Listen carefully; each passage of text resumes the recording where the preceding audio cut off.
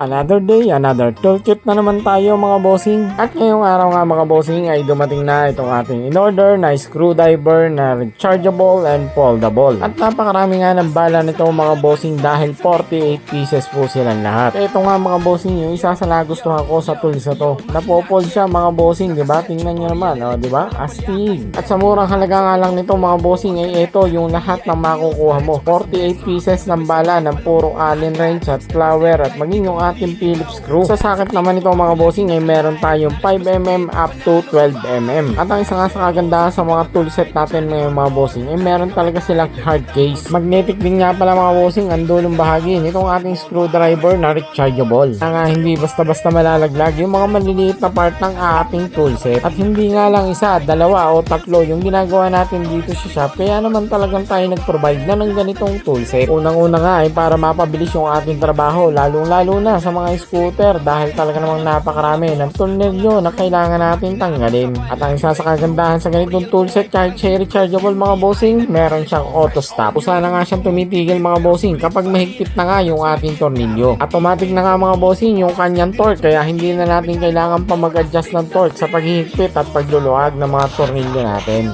Kaya nga kung isa ka sa mga mahilig mag-invest ng mga toolset mga bossing, syempre meron tayo dyan sa ating yellow basket.